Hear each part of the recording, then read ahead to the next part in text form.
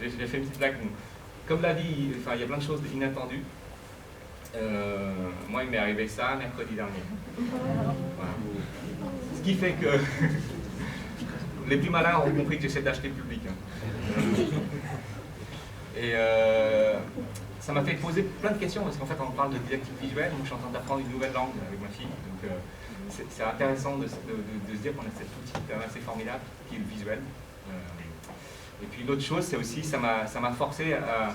Je voulais vous faire un truc très ample, mais du coup, ça m'a forcé à aller à l'essentiel et pour essayer de vous raconter les projets qui me tiennent à cœur. Donc je ne vais pas m'étaler, il y aura 4 projets, mais ils sont plutôt... je vais plutôt vous raconter l'arrière, enfin la cuisine de ces projets. Okay. Donc nous sommes un atelier de création graphique à Paris qui offre pour un design qui sert le sens, le beau et l'utile. Donc ça, on a mis les mots dessus de manière assez récente, en fait, en réalité. Travaux graphiques, c'est un studio qui produit énormément de projets. Chaque année, je pense qu'on doit faire un minimum 120 projets. Nous sommes 6, parfois nous sommes plus nombreux. Il y a une équipe qui est composée voilà, de gens permanents, mais il y a tout un écosystème de gens.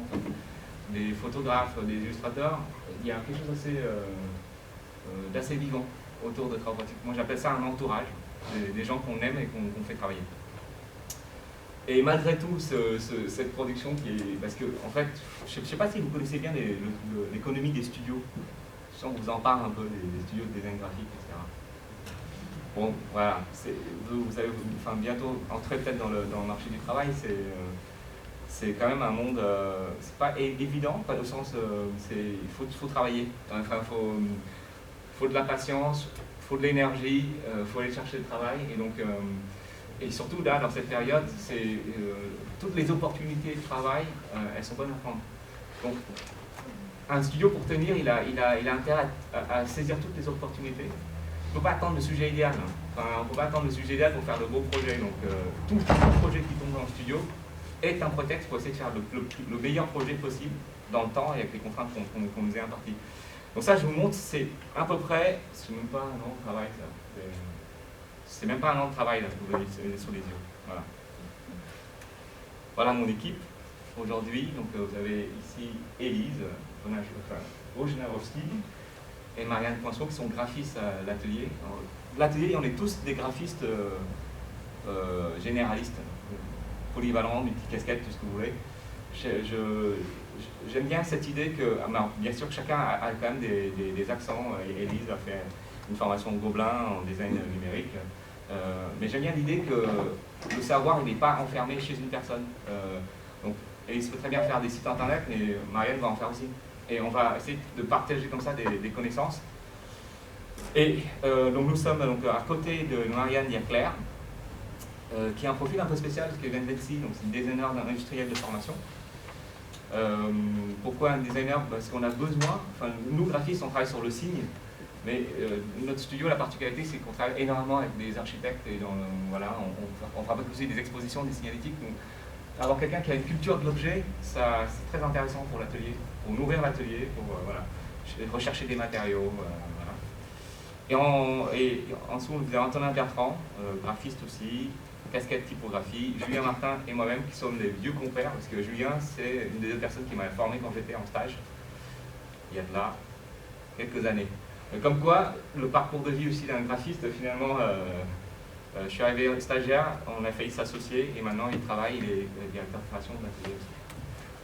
Donc j'ai pas de photo du nouvel atelier, parce qu'on a emménagé juin dernier, mais j'ai un plan. On parle de didactique visuelle, je vous montre un plan. Voilà. On est positionné comme ça, on est dans le 11e, dans une petite cour.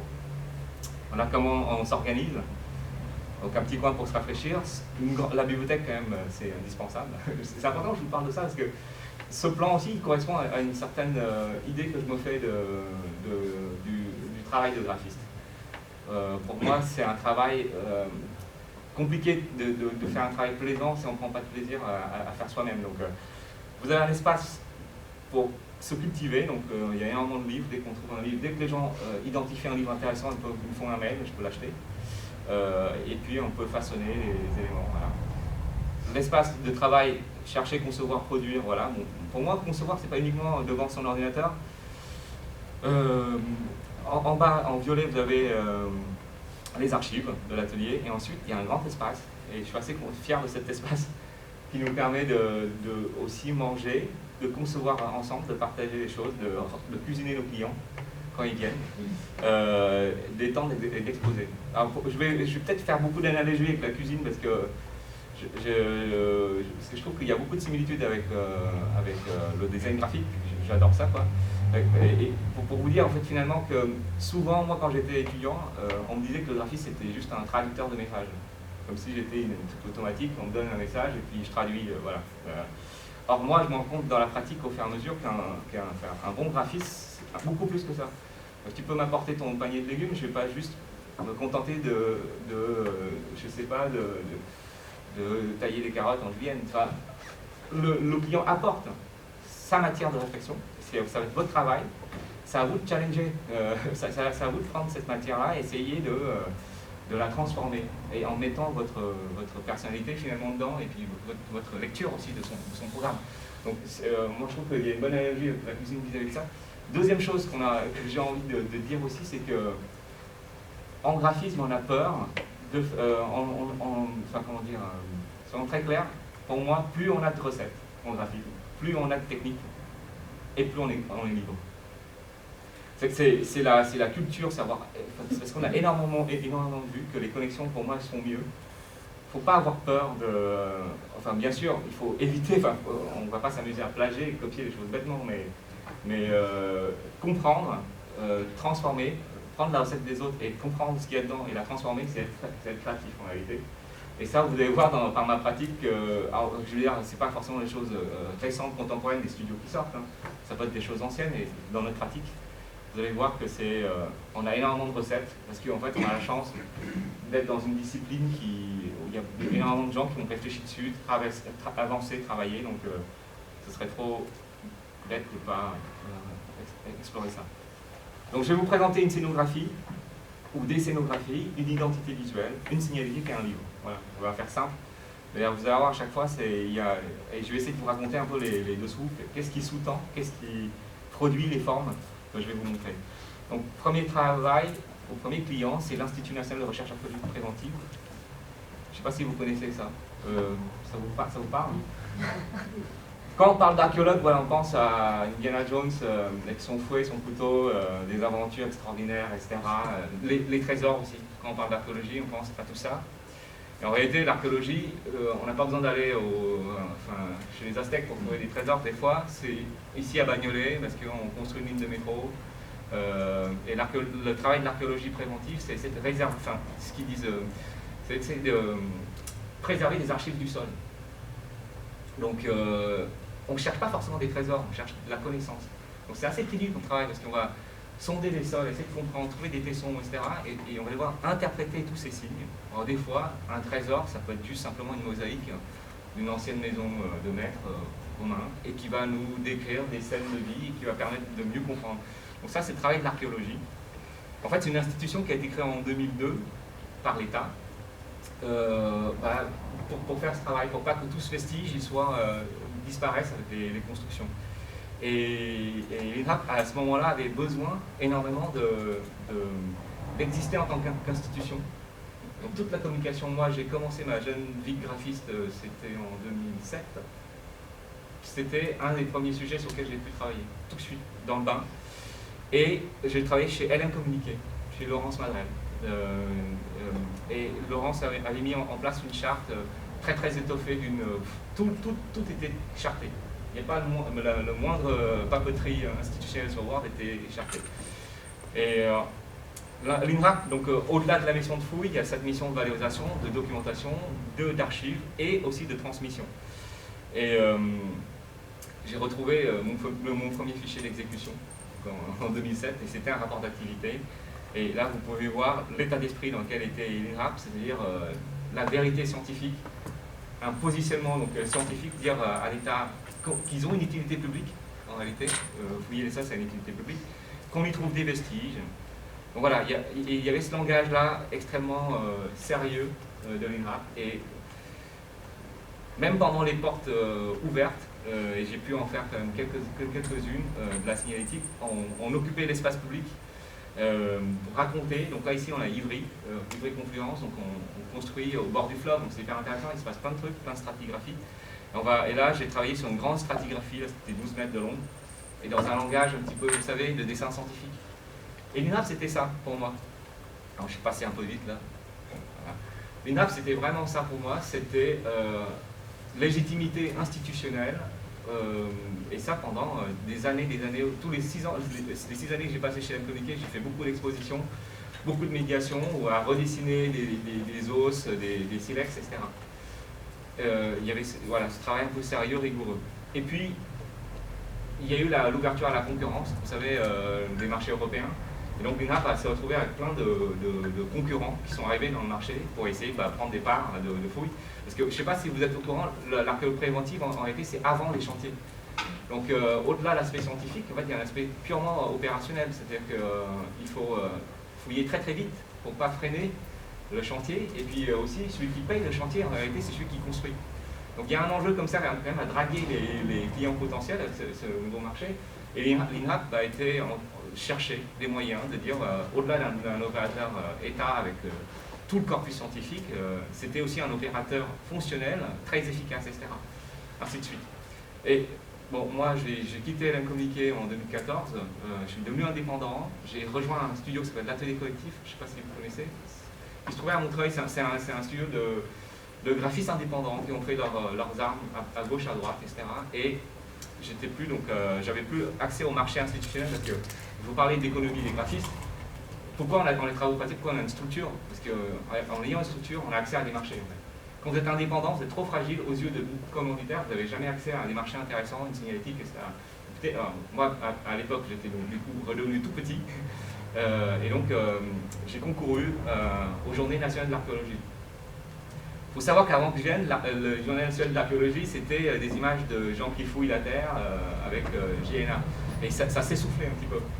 Et je me suis associé avec Julien Lelièvre, avec qui j'étais à l'atelier collectif, pour concourir. Et on s'est dit, en fait, l'archéologie, au-delà de la fouille, ça peut être une fête. Et ça peut être une fête. Allons-y, on a dessiné comme ça, au fur et à mesure des années, parce qu'on a fait ça 3 ans, 200 pictos peut-être, pour essayer d'être très très exhaustif sur toute l'activité qu'on peut y faire. Les découvertes remarquables, etc., tous ces signes, ils s'animaient. Et d'un coup, cette institution, où jusqu'à là, je n'avais, enfin même quand je dessinais un pictogramme à l'époque, il fallait que je fasse attention, quoi. Est-ce qu'il était juste le pictogramme, etc. Enfin, voilà, quand je faisais la cartographie, il fallait que le pictogramme il soit juste. Et là, d'un coup, il y a une forme de décomplexé. J'ai commencé à faire des choses très joviales, dire que l'archéologie, ça peut être aussi ouvert à tous, donc je trouve que c'est un plus beau support, c'est 20 minutes, quoi. Tout le monde a accès à ça. Ça prend aussi de la place dans l'espace public. Voilà, il y a une sorte d'énergie, et puis c'est repartagé, etc. Donc il y avait une énergie comme ça, renouvelée pour le sujet. Et ça, là, au bout de 3 ans, on a quand même fini on a réussi à finir à leur faire des goodies qui étaient là dès le début. On était dans notre appel d'offres parce que nous on voulait faire que des goodies, vous imaginez bien. Mais c'est vrai qu'une institution comme ça, elle a ses habitudes, et c'est très sérieux, là c'est l'argent public, voilà. Et petit à petit, c'est aussi une façon de transmettre, c'est aussi une façon de dire aux gens qu'il y a un site sur l'archéologie. Enfin, ça colporte en fait le message de l'INRAP, et petit à petit on a réussi à faire cette transformation. Alors ça a un impact, ce travail-là, le fait d'être revenu dans cette institution avec une image renouvelée. Les institutions, c'est plein de services. Et le service Expo avait aimé ce travail. Alors, le service Expo, c'est un service à qui on appelle pour dire, bon, il y a une fouille à Saintes, faites-nous une exposition pour les scolaires. Donc, généralement, ils n'ont pas de temps. Qu'est-ce qu'ils font? Ils font ce que vous voyez là, c'est les enrouleurs. Là. Vous voyez? C'est des supports très pauvres en fait. Souvent les supports là, on peut vendre du camembert, un mannequin, un aftershave, et voilà. Ça coûte 60 €, on imprime, il n'y a aucune qualité. Enfin, Moi, en tant que graphiste, j'essaye de me battre contre ce genre de support parce que je trouve que c'est le degré zéro de la créativité. Et surtout, venant des institutions culturelles, je trouve que c'est un manque d'ambition terrible. Quand je peux, je le dis aux gens. Je comprends le côté très, facile de ces objets, parce que voilà, c'est pas grand, c'est pas lourd, mais c'est vrai qu'il y a... Nous, enfin, vous êtes graphiste, ça doit vous parler, c'est que le contenu et le support, c'est une relation quand même assez étroite. Donc on nous a dit, on en a marre de ces kakémonos, qu'est-ce qu'on peut faire d'autre? D'amener une qualité, qu'est-ce qu'on peut faire? Du coup, je vous lance un film, il n'y a pas le son, tant pis, hein, je sais pas si je mets le son. Bon. C'est un film qu'on a fait pour raconter le concept muséographique qu'on a inventé, ça s'appelle l'arcocapsule.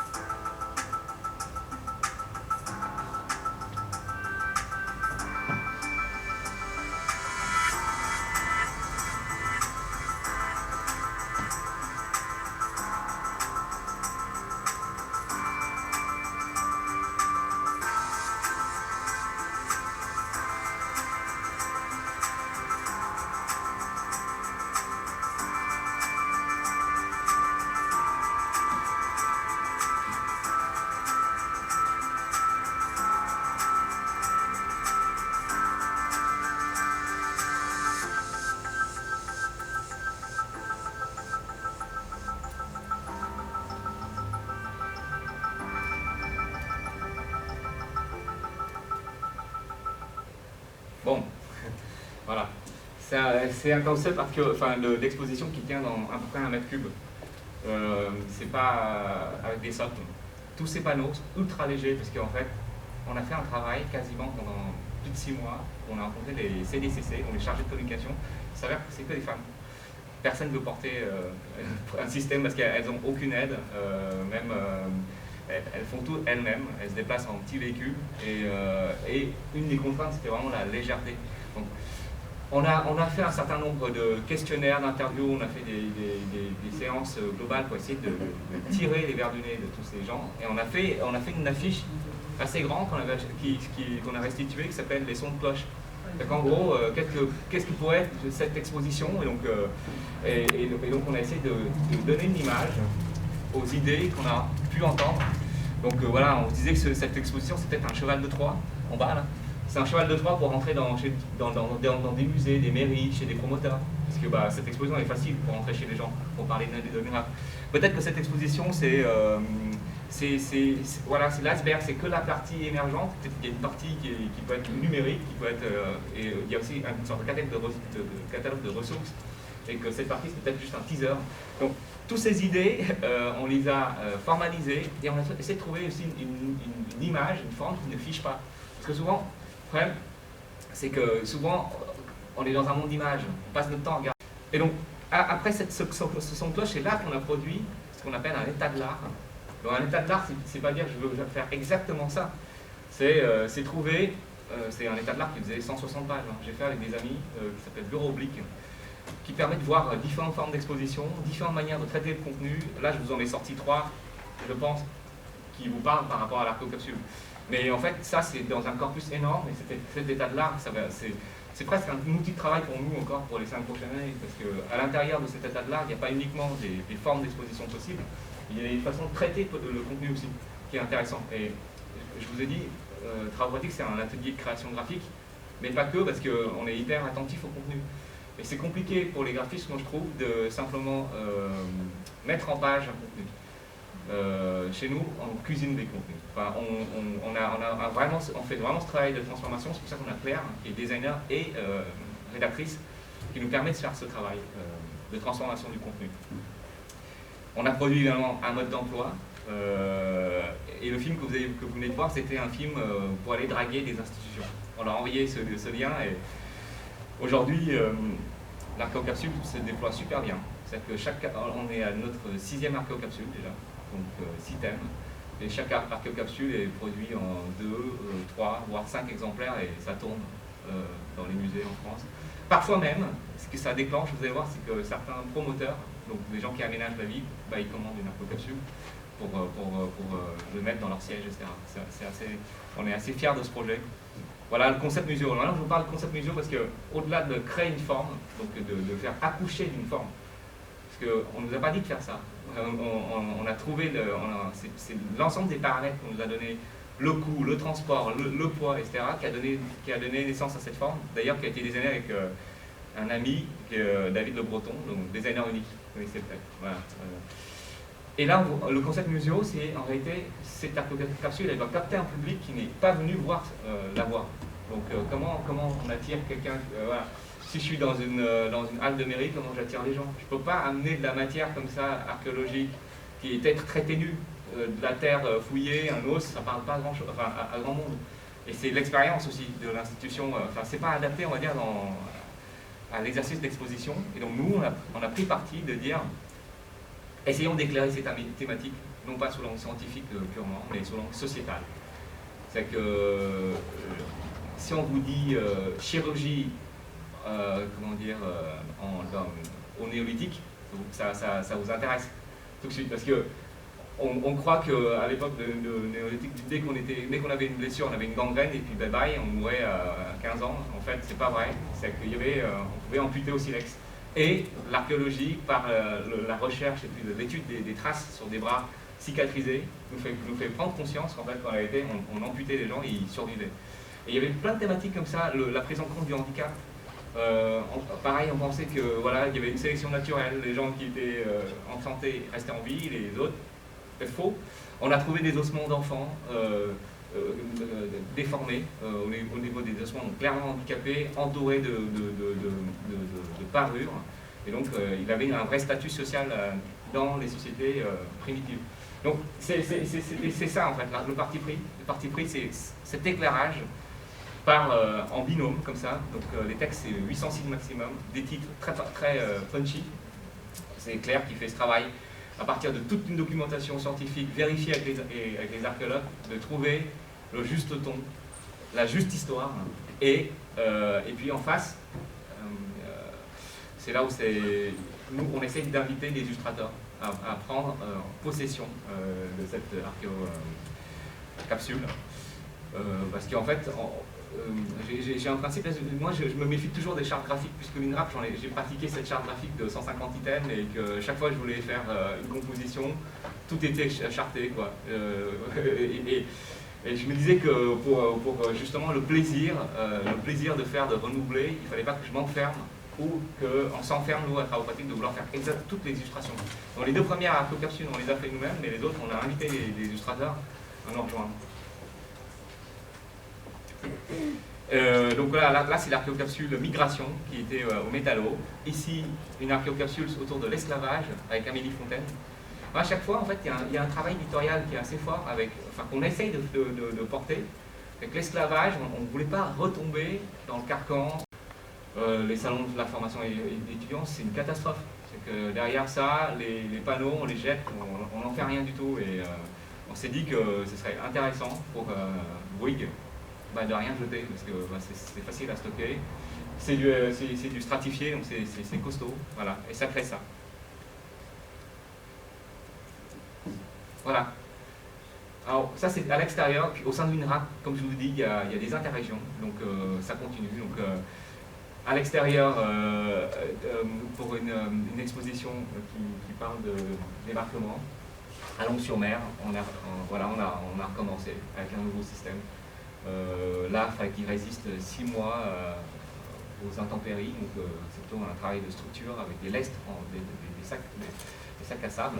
Donc on ne va pas forcément révolutionner la technologie, il y a des choses qui fonctionnent très bien. Je crois que chez les travaux pratiques, on a un état d'esprit, c'est qu'on fait feu de tout bois. En fait. La chose intéressante, il n'y a pas de la recherche d'innovation pour l'innovation, c'est ça, je crois. C'est quelque chose que je trouve très prétentieux. J'arrive pas à me dire on va innover aujourd'hui. Par contre, dans l'espace public, on tombe sur une palette, elle est construite d'une certaine manière, c'est intéressant, structurellement c'est intéressant, on fait une photo, c'est dans notre tête. puis à un moment, elle va sortir sous la forme d'une exposition redessinée par un designer.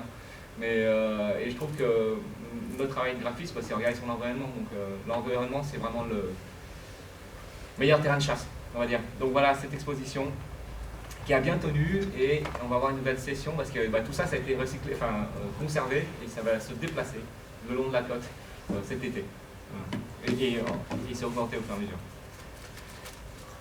Et on doit avoir aussi une obsession pour les triangles, parce qu'à nouveau, on a créé un nouveau système qui s'appelle l'archéokiosque, cette fois-ci pour, pas pour des expositions plus légères. Voilà, on n'a pas inventé la poudre, hein, c'est un paravent avec une batte qui fait 60 degrés et qui nous permet d'avoir déjà une structure primaire sur laquelle vient mettre les panneaux. Donc l'idée, encore une fois, c'est pas jeter ça. Donc, et aussi l'idée, c'est lutter contre les fameux enrouleurs. En restant pas trop cher. C'est-à-dire qu'évidemment, on ne peut pas faire moins cher que ça, mais notre argument, c'est de dire, en réalité, la durabilité, c'est pouvoir conserver. Donc cette structure, elle se démonte, et après ça fait des tasseaux, ça s'arrange, et finalement, ces tasseaux, ça vous permet de faire des triptyques et des kiosques autoportants. Donc en réalité, quand on nous dit, mais oui, mais vous êtes plus cher, mais bien sûr qu'on est plus cher.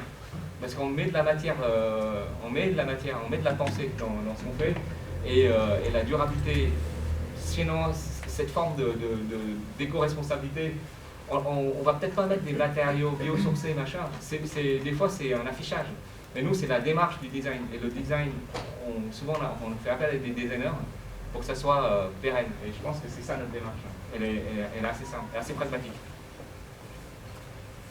Ça va, ça vous parle? Bon, un dernier projet fait par par Élise, voilà. Et qui avait, pendant tu as commencé l'apprentissage? Ah oui, oui. Ça Donc commencer en apprentissage, fini, voilà, et on vous montre le film du coup de cette dernier item, parce que notre ambition, vous avez compris, hein, c'est faire tout ce qui est culturel à l'INRAP. Ils ne savent pas encore, mais ils le savent en fait, en vrai. Et c'est de dire, vous avez aussi ce sujet, ça nous intéresse. Il y a tout le monde numérique encore à conquérir, je pense, Élise. Mais on va s'y attaquer. Donc on vous montre ça.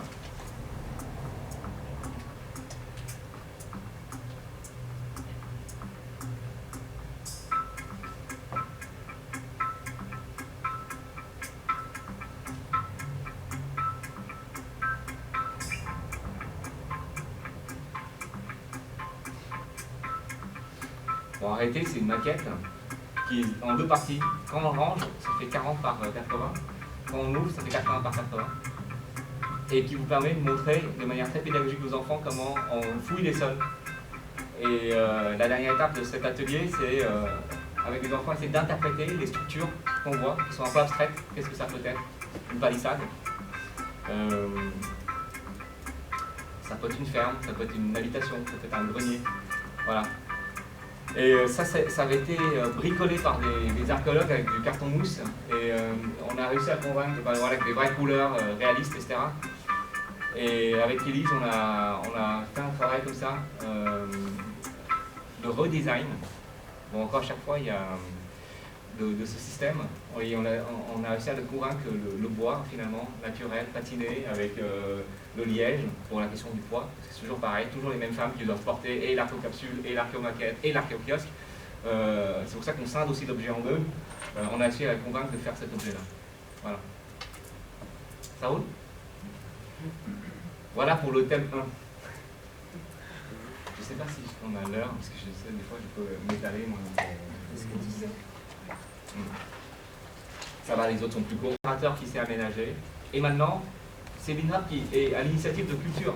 C'est que jusque-là, l'INRAP, quand il produisait un contenu, les musées prenaient de la matière scientifique et faisaient eux-mêmes l'exposition.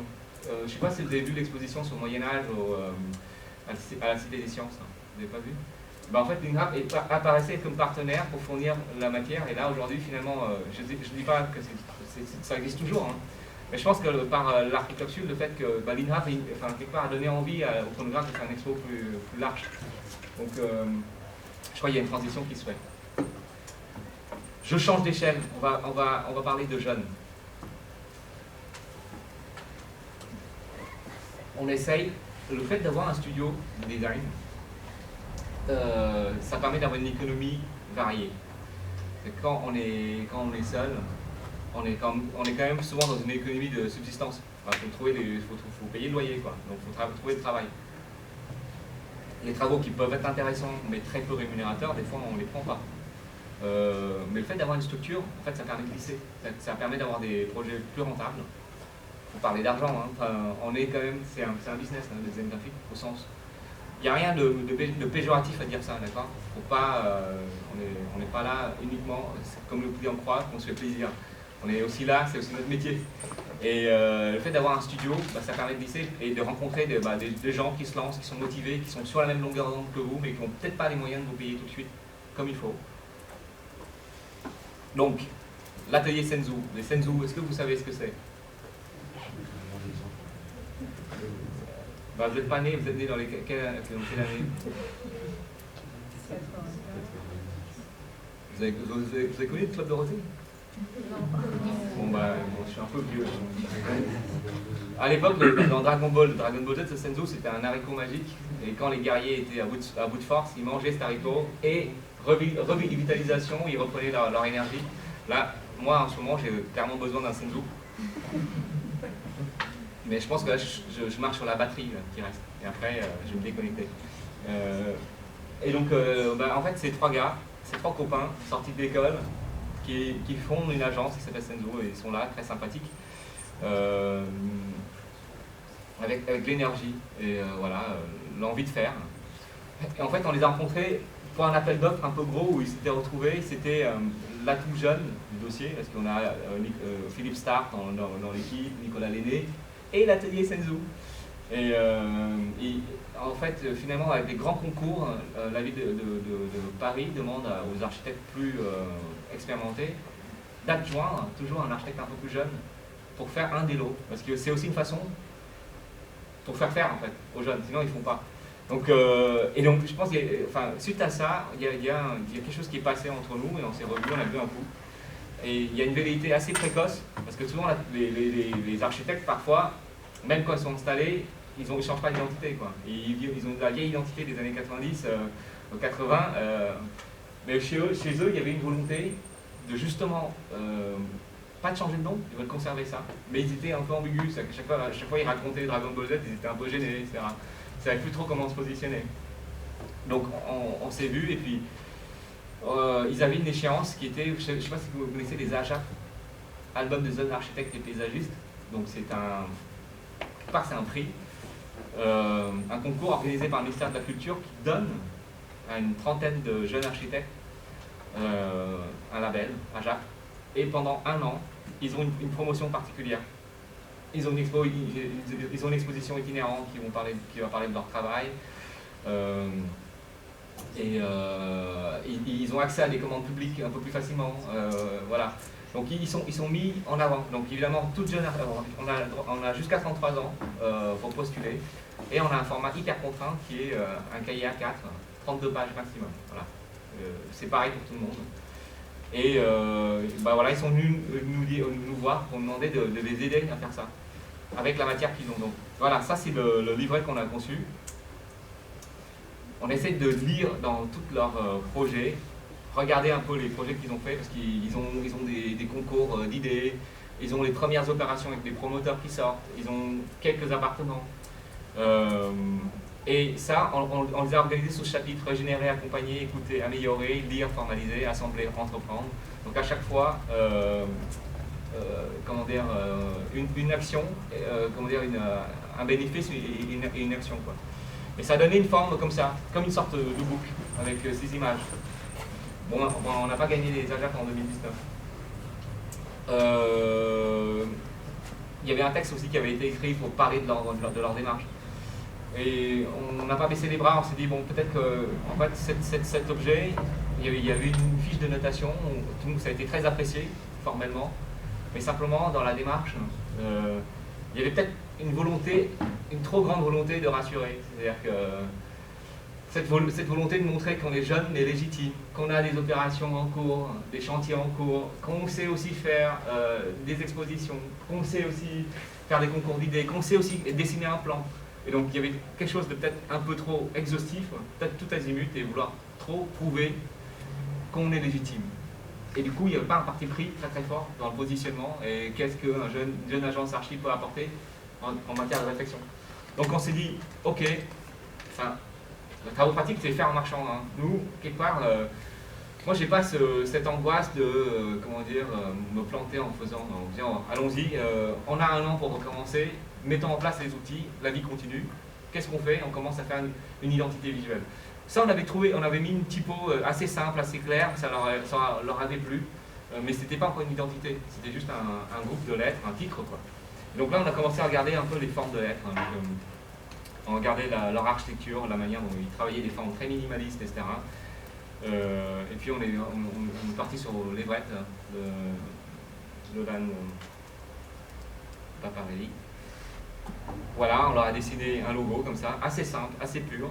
L'haricot magique ne disparaît pas, mais il y a un petit signe signé, un peu comme un tampon. Voilà, mais ils avaient clairement envie de se montrer un peu plus agents, une plus grande respectabilité.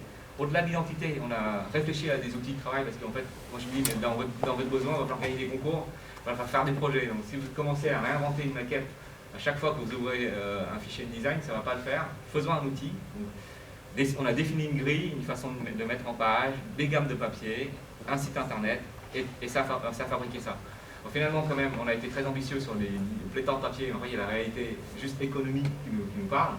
Et donc finalement, on a décidé de tout faire en amalgame. Je ne sais pas si ça vous parle en amalgame. C'est tout sur un même papier. On va couper dedans des cartes de visite, des cartes de correspondance, des plats de couverture, etc. Et donc, grâce à ça, on peut faire des cahiers reliés qui sont chartés. Et donc, ça donne ça. Ça donne un cahier, un book. Aussi, quelque part dans le travail du book, j'ai ramené un papier un peu plus vif pour les forcer à mettre dessus des choses qui sont différentes. C'est-à-dire que parfois, la forme contraint le contenu. Sinon, on a tendance enfin, ils ont tendance à faire des fiches techniques ou des fiches de projet très très neutres. Et en mettant cette astuce ou cet objet éditorial, enfin, cette astuce éditoriale en plus, ça va permettre de faire un focus sur une spécificité de leur projet. Ici, la chambre des notaires, premier ou deuxième projet qu'ils font avec notre maquette, et ils gagnent. Donc, je ne sais pas si vous vous rendez compte, c'est à côté du Châtelet. C'est la maison des notaires. Tous les notaires sont dedans. Pour un jeune studio, ça bascule, ça permet de changer d'échelle. Et donc, enfin, nous on le vit comme si on avait gagné. Hein. Et en réalité, dans ce projet, on leur a fait un dessin, c'est que quand je parle de générosité, etc., le design graphique, parfois aussi, il faut accepter de faire un pari, un troc, quoi. Donc là, le troc avec eux, c'était si vous gagnez le projet de la maison de notaire, vous pensez à nous pour la signalétique. Voilà, je vous parle de ça parce que je trouve que ça caractérise beaucoup parfois de nos projets. L'autre projet, c'est on va travailler la respectabilité. Bon, entre-temps, les 3 Senzu sont devenus 2. Un des 3 est parti. Donc on essaye, là ils ont fait venir Jamie Meloni pour faire des photos.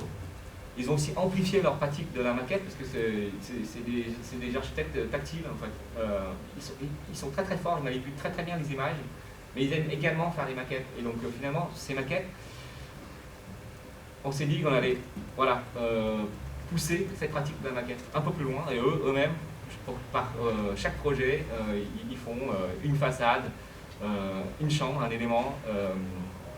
Et ils accumulent comme ça des maquettes et on les a shootées. Voilà.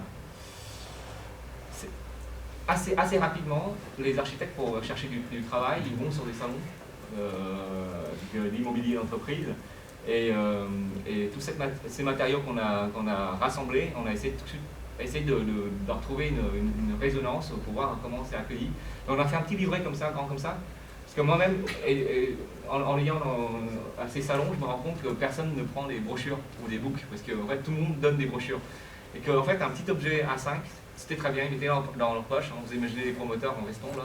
Voilà. Ça, ils pouvaient le prendre, mais un book, je me souviens même, une année, j'étais allé à Cannes avec un book, j'avais imprimé en 50 exemplaires, j'avais un sac à dos comme ça, de 4 kilos, très fier de moi, j'en ai distribué 2. Et je suis rentré avec le sac plein de books et je m'étais rendu compte de l'erreur, en fait, j'avais pas compris les codes, comment ça prospectait. Donc ce petit livret, il y a 3 cahiers enchâssés. Le premier cahier, on montre l'environnement de l'atelier. Le deuxième, on montre le travail des maquettes. Et le troisième, les projets finis et les projets en cours. On n'a pas, finalement, il y a ce goût-là, il y a plus de matérialité, il y a plus de sensibilité. On est sorti un peu de l'image de synthèse. On n'a pas peur de l'inabouti. Voilà. Et là, on est prêt pour 2020. L'objet vertical, on l'a retourné en objet horizontal. On a toujours cette contrainte du cahier de 32 pages. Mais on s'est dit, on va le faire comme un fil Instagram, quoi. On va essayer de raconter le projet. On va essayer de poser des questions plutôt que d'affirmer une posture. Donc, ça donne cet objet-là où il y a comme une sorte de narration, les images sont accompagnées, on montre les expérimentations, on montre les questionnements, les doutes, et aussi on révèle un peu les questions qui les intéressent, quoi. Le réemploi, les matériaux biosourcés, etc., etc. Voilà. La conclusion, c'est qu'ils ont gagné les AGAP cette année. On l'a appris il y a un mois. Voilà. Donc, maintenant, on verra la suite. Hein. Mais ce qui est intéressant, vous voyez aussi, c'est que la conclusion de ce projet, c'est... et d'ailleurs, quand on a fait le premier cahier, on était plein de certitudes. C'était intéressant.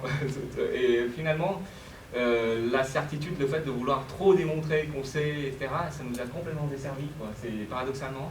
Et finalement, en prenant du recul, en prenant du temps, finalement, de dire, en fait, on est jeune archi, plutôt que chercher la légitimité, de dire, en fait, il y a encore la fraîcheur et tout un potentiel possible, et c'est ça qu'on a envie de vous montrer, ça a mieux parlé au jury.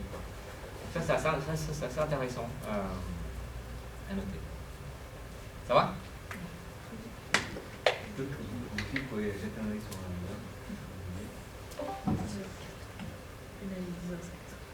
Ah, ça va. Bon, mais je pense que je vais finir. On pourrait changer. Bon, je vais vous parler de vacances.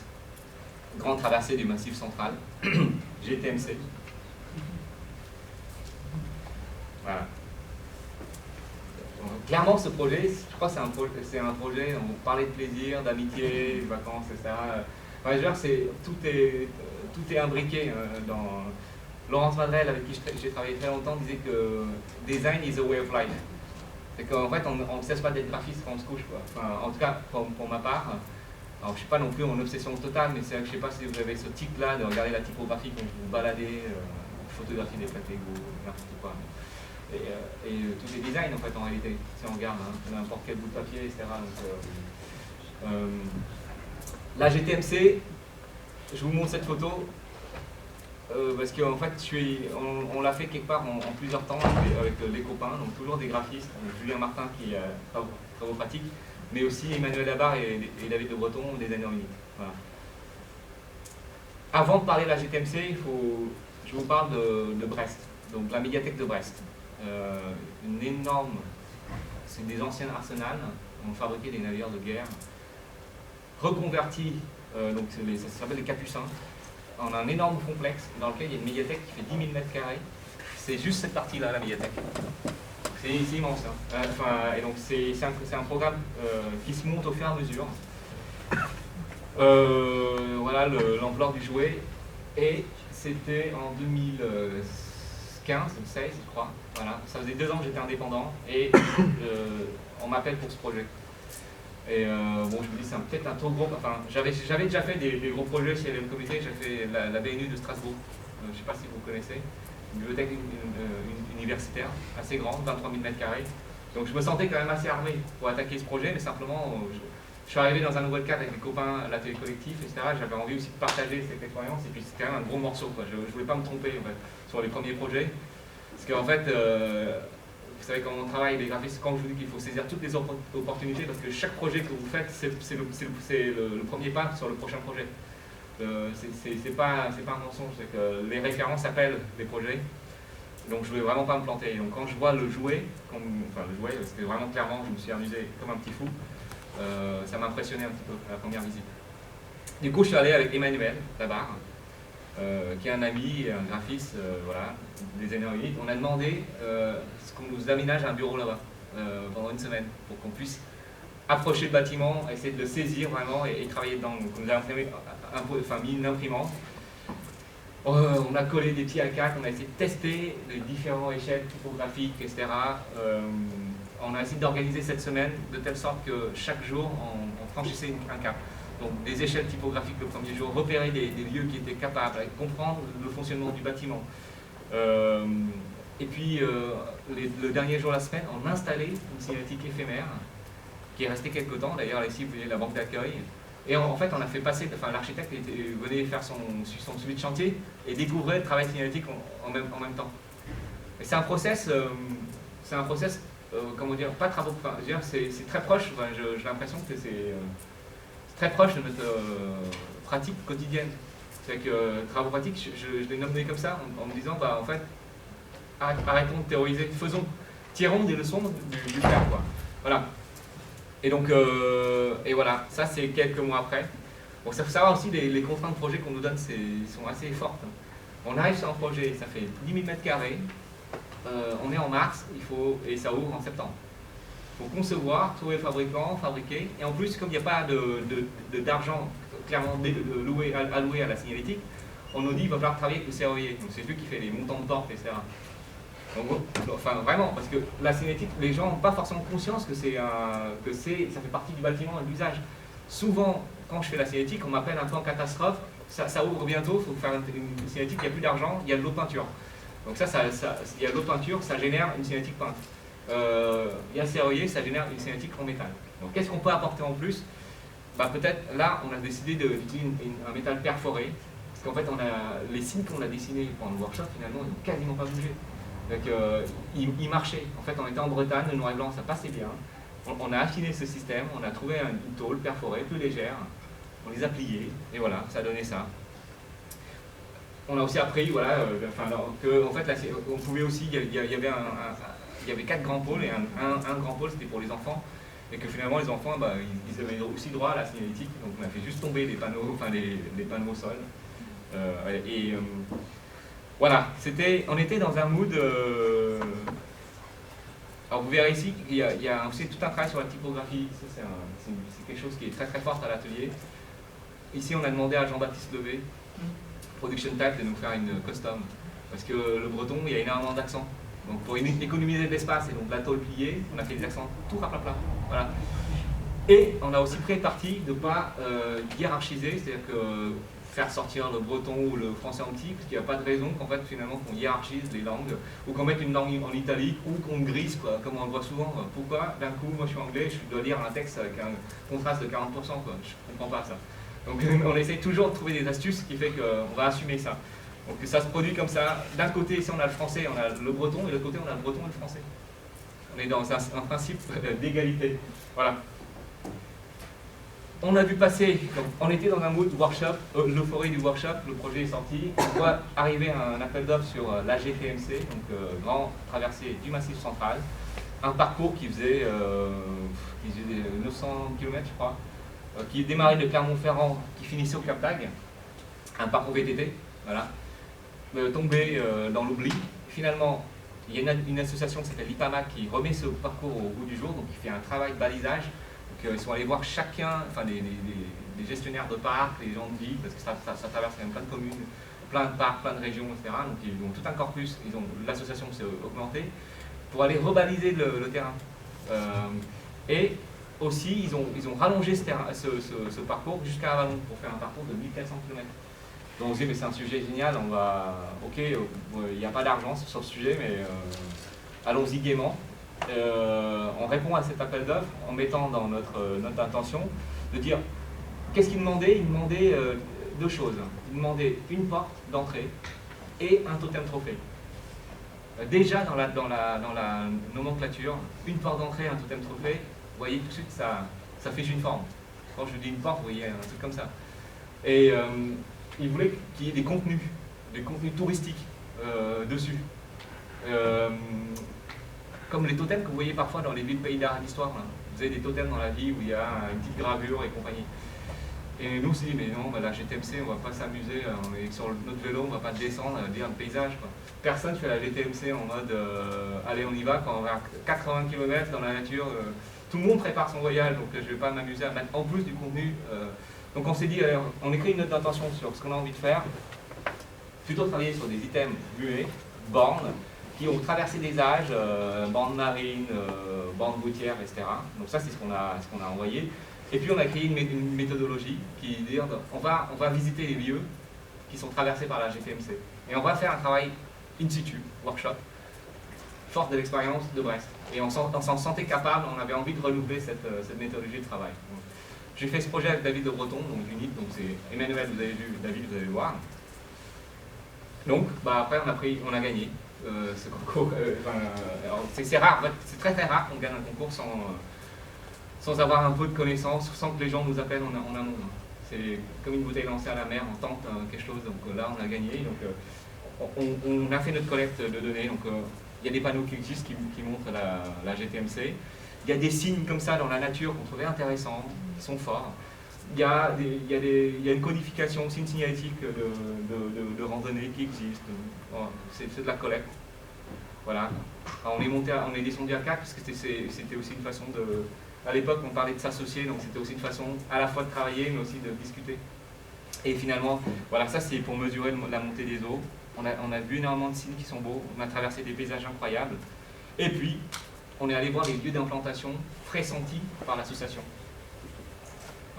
Le raisonnement de l'association, c'est de se dire il faut que les gens, quand ils sortent du train, quand ils sortent de la gare de Langeac, sachent tout de suite qu'il y a la GTMC.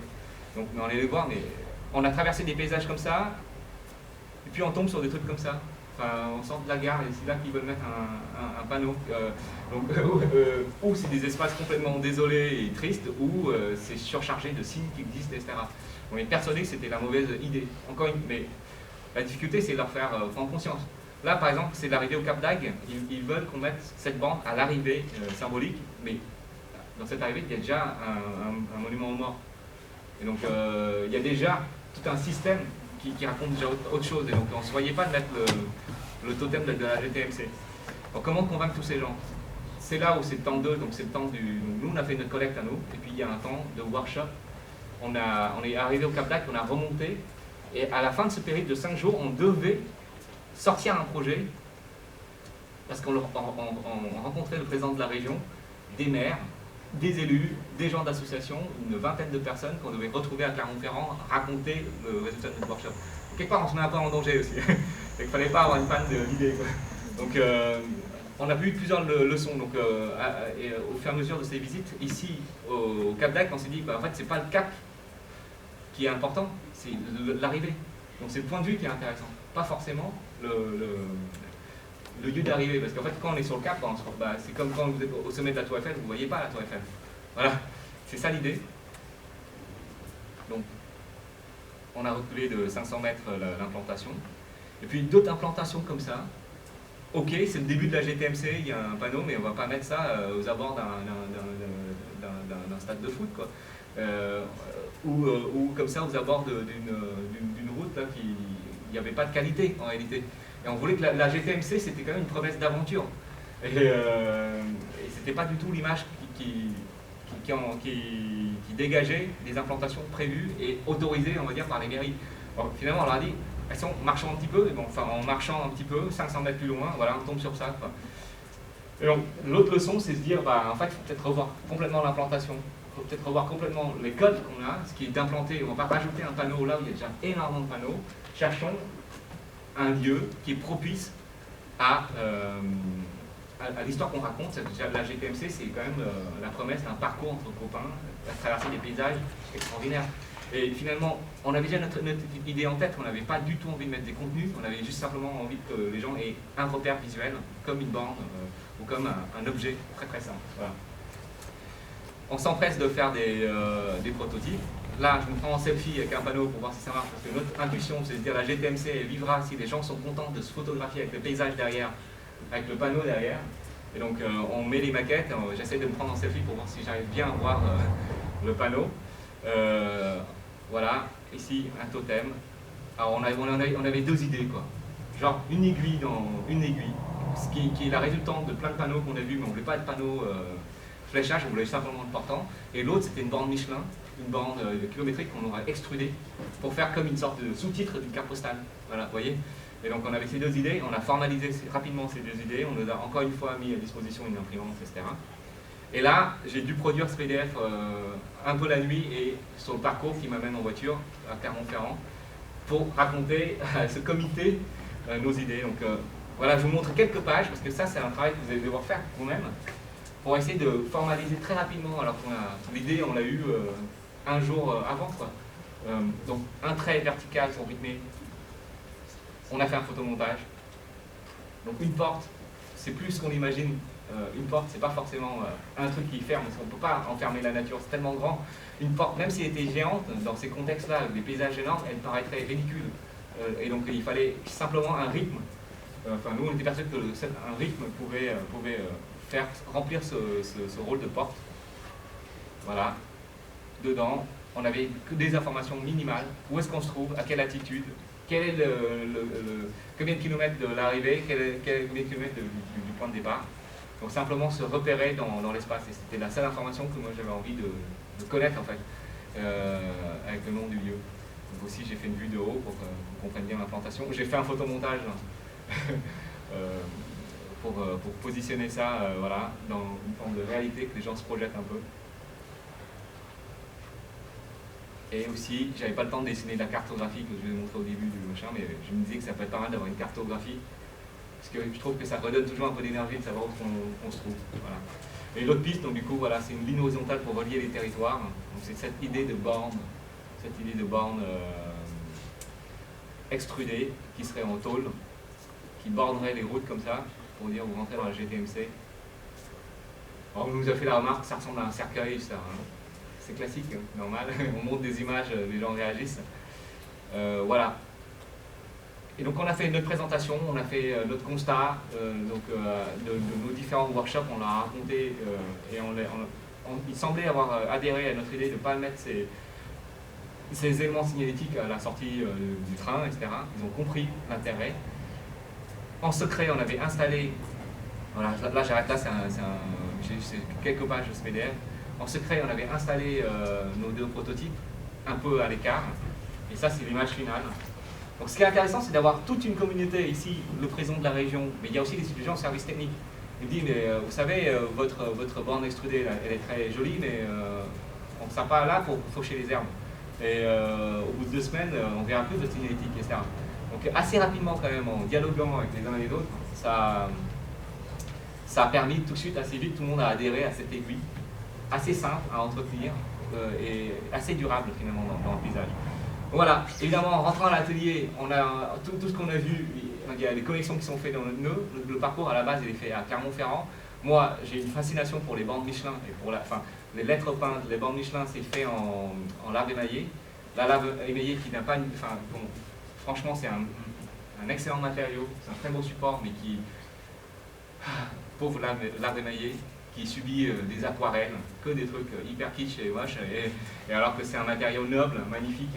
Et on se dit, bah, c'était ça le matériau, il ne se dilate pas, il n'a pas peur du froid, il n'a pas peur de rien, il n'a pas peur du gel, il ne prend pas de taille, c'est éternel. Regardez les bandes qui sont toujours là. Antonin a dessiné les typos, parce qu'en fait, bah, finalement, il faut rationaliser dans ce bâton, on peut pas, si on écrit Saint-Chély-d'Apcher, ça prend un certain place, Avalon ou Autun, ça prend une autre place.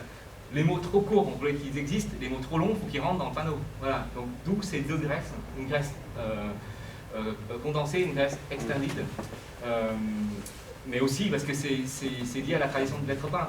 Les peintres, ils avaient de la bande Michelin, il fallait qu'ils rentrent dedans, donc ils avaient, par le geste, simplifié l'écriture, et on voulait faire cet hommage-là.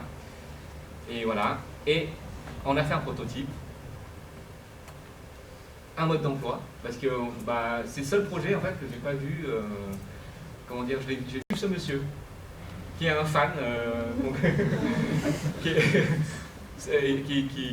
fait des photos de toutes les étapes, donc c'est assez drôle de suivre ça. Je me souviens qu'on avait mis ce petit texte là dans le mode d'emploi, donc c'est voilà, avec l'ensemble des acteurs et notre intuition, on l'a retrouvé quoi. Les gens ils ont plaisir à se photographier devant ce totem trophée de la GTMC. Ça va? Voilà. Et bon, un dernier projet, et après on fait une micro-pause. Bon, caserne des minimes. Bon, jusque là, vous avez vu quand même que c'est très dur la vie du graphiste, parce qu'on nous impose plein de choses. Après, la GTMC, c'est un cahier des charges qu'on a complètement démonté, refait, quoi.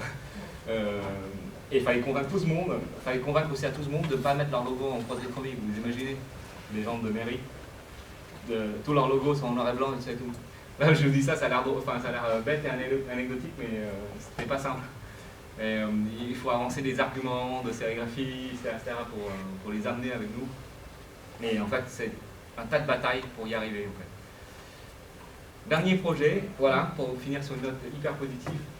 C'est un projet qu'on a fait avec Marianne, ici, d'un client qui nous avait quasiment pas mis de contraintes. Et c'est hyper dur. C'est super dur quand il n'y a pas de contraintes du tout. Donc la caserne minime, ça vous parle? C'est dans le Marais. Alors, vous allez voir que nous, à l'atelier, sachez que le graphiste, je sais pas, vous avez peut-être conscience, on ne fait pas un travail, on n'est pas juste des gens qui rendons des services, hein. On n'est pas des prestataires. Enfin, pour moi, le graphiste n'est pas qu'un prestataire. Vraiment, un bon graphiste, c'est un partenaire qui se soucie pas juste simplement de délivrer son travail, genre tu m'as demandé un logo, j'ai fini. Moi, je me soucie de savoir si mon client, s'il a réussi, quoi. Si mon travail de logotype, il a des bons retours. Est-ce qu'il a engrangé un boulot en plus? Quand un client envoie une newsletter que j'ai conçue, il dit derrière, tout de suite, il y a un retour, j'ai été appelé, ça me fait super plaisir. Donc, pour moi, un bon graphiste, il se soucie, il a de l'empathie pour son client. Il a l'empathie, il a le souci que son client réussisse dans sa vie. Enfin, c'est comme ça, en fait, qu'on a. Et pour moi, j'essaie de dire à mes clients, moi je suis pas, on fait un métier culturel, donc c'est comme en cuisine, voilà, plus on a de recettes, plus on est fort. Et donc se cultiver, regarder, emmagasiner. Bon, moi, là, je suis aussi enseignant à l'école Camondo, et donc à un moment j'ai travaillé sur le format, et j'ai parlé à mes étudiants des formats, la relation du format au corps. Ici, un velin, donc c'est la peau d'un pauvre, comment dire, une pauvre petite bête qu'on a tuée pour garder sa peau, d'où pour faire une cartographie. Donc on voit encore l'amorce du col. Et ce grand format, c'est la tradition de la cartographie, et aujourd'hui on a toujours cette tradition.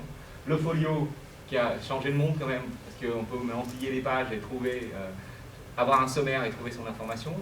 Et un papyrus qui est quand même un super fil du temps. Et aussi, aujourd'hui, en fait, on lit que des papyrus à la longueur de journée, hein, quand on scrolle sur Instagram. On a oublié ça, mais à Angoulême, il y a 2-3 ans, quelqu'un qui a gagné le prix avec une BD qui s'appelle Falena, qui a appelé ça une bande défilée. C'est une BD comme ça, où on roule, finalement, c'est cette tradition du rouleau. Donc voilà, la caserne des minimes, ça va être l'occasion pour nous d'explorer finalement ces formats. Donc, c'était une caserne de gendarmes, complètement bétonnée, fermée sur elle-même, en plein cœur du Marais, donc à côté de la place des Vosges, murée, etc., qui subit une réhabilitation qui se transforme en logement social. Donc, je vais donner la qualité des logements sociaux. Vous êtes dans le 3e arrondissement. C'est pas mal du tout, ça donne envie. Et donc, l'idée c'était de retrouver, parce que c'est un ancien cloître, le tracé de l'ancien cloître, de débétonner tout ça, de ramener de la vie, voilà, d'exploiter un maximum d'espace aussi, des combles qui étaient des surfaces pas utilisées, de les transformer en appartements. Donc, toute cette opération, c'est en combien de temps, j'ai oublié, 3 ans 3 ans, je ne sais pas si vous vous rendez compte, c'est hyper court. C'est une prouesse parce qu'en fait on découvre le bâtiment, les gendarmes déménagent, ils partent, et là on fait le diagnostic en même temps, il faut désamianter, il faut péter les choses, il faut concevoir, construire. Et on s'arrête qu'on fait un travail quasiment en temps réel avec un chef de projet en permanence dessus. Donc, ils sont hyper fiers de ce projet et ils sont venus nous voir. Donc, premier geste, visite le presse de la caserne avec le pavillon de l'Arsenal, et ils n'avaient pas de support. Évidemment, ils voulaient marquer le coup, il y a un maire qui vient, etc.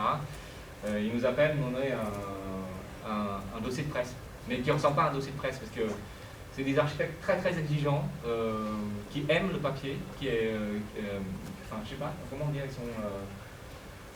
qui sont très attentifs à ces supports, mais qui ont une posture hyper respectueuse de notre métier. Donc la seule contrainte, c'était voilà, un dossier de presse qui ne ressemblait pas forcément à un dossier de presse. Donc qu'est-ce qu'on a conçu? On s'est dit, bon, bah, la vie de presse, l'idée, c'est quoi? C'est pas se faire plaisir uniquement à soi-même, c'est que les gens écrivent des articles sur ce projet. Donc pré-mâchons le travail des journalistes. C'est un objet qui se déplie. Sur le premier volet, on a déjà fait le résumé, comme ça le journaliste un peu flemmard, il copie-colle le texte, il colle.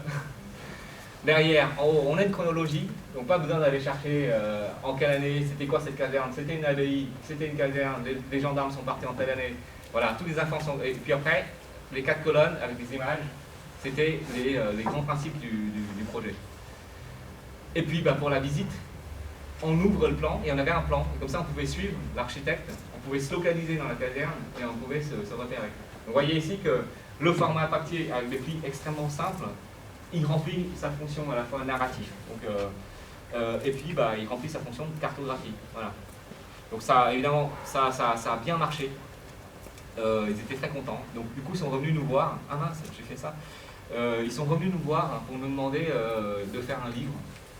Alors initialement, c'était en très peu d'exemplaires pour se faire plaisir, des tirages photos de qualité, parce qu'en fait, ils ont documenté tout le chantier. Et finalement, en fait, ils gagnent un prix qui est le geste d'or. Et d'un coup, les gens de la mairie, les gens de l'entreprise, le bâtiment, voulaient aussi prendre part à ce livre. Évidemment, on n'a pas envie d'avoir, enfin, alors que là, on est dans une relation extrêmement fluide, d'avoir des nouveaux commanditaires. Donc,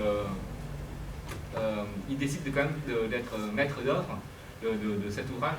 On parle uniquement avec eux, mais quand même trouver une façon d'impliquer les autres et de faire un objet finalement qui se diffuse un peu plus. Donc, on en a fait 200, je crois. 400. On en fait 400. Donc, comment transformer, comment conserver l'envie initiale d'un bel objet en faisant 400 exemplaires, parce que plus du coup nous la même économie, etc. Donc, pour leur faire parler au début, alors je vais vous enlever ces slides, on a fait toujours une sorte d'état de l'art. La question, voilà, est-ce qu'on ne ferait pas une grande chronologie?